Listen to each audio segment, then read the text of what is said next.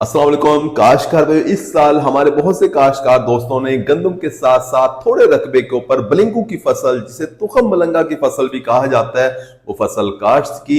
इस वक्त वो फसल कटाई हो चुकी है। हमारे काश्तकार दोस्तों को इस फसल के अंदर क्या मुनाफा हासिल हुआ, क्या हमारे काश्तकार दोस्तों को आइंदा सालों के अंदर ये फसल काश्त करनी चाहिए या नहीं करनी चाहिए, इसके बारे में हम बात कर रहे होंगे।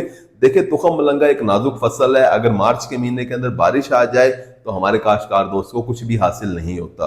लेकिन पिछले कुछ सालों से बारिश नहीं आ रही। हमारे काश्तकार दोस्त खुशकिस्मती के साथ तुखम मलंगा की फसल से फायदा उठाने के अंदर कामयाब हो जाते हैं। पैदावार की अगर बात की जाए तो 10 से 12 मन फी एकड़ पैदावार इसकी आ जाती है। बहुत से काश्तकार दोस्त 8 से 9 मन फी एकड़ पैदावार हासिल कर रहे होते हैं।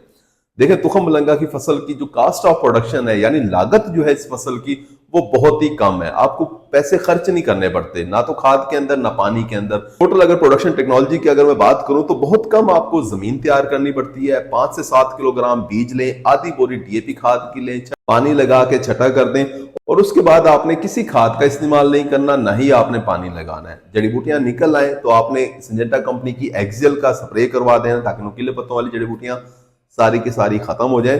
और उसके बाद आपने 5,000 रुपए लेबर को देने हैं, कटाई करवा लेनी है। 8 से 10,000 रुपए थ्रेशर वाले को दें, बीज को अलहदा कर लें।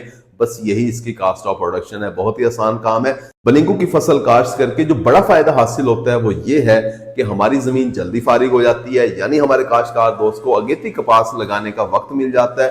हमारे काश्तकार दोस्त अगेती कपास की फसल लगा चुके हैं बलिंगू वाले रकबे के अंदर। देखें, अगेती कपास लगाने का मतलब ये है कि आपकी 10 से 12 मन फी एकड़ पैदावार ज्यादा बनेगी उन काश्तकार दोस्तों के मुकाबले में जो गंदम के बाद अगले महीने के अंदर कपास की फसल काश्त कर रहे होंगे। 10 से 12 मन फी एकड़ पैदावार ज्यादा लेने का मतलब यह है कि आप 1 लाख रुपए फी एकड़ आपको मुनाफा ज्यादा हासिल होगा, सिर्फ उन काश्तकार दोस्तों को जिन्होंने बलिंगू की फसल काश्त की थी। यानी बलिंगू की फसल काश्त करके आपको दो फायदे हासिल होते हैं। एक तो ये कैश क्रॉप है, इसका रेट बहुत अच्छा लगता है। इस वक्त रेट कम तरीन सतह के ऊपर आ जाता है। इस वक्त भी 15-16 हजार रुपए फी मन चल रहा है। हमारे काश्तकार दोस्त एक महीना रख लें तो 20-22 हजार रुपए हो जाएगा।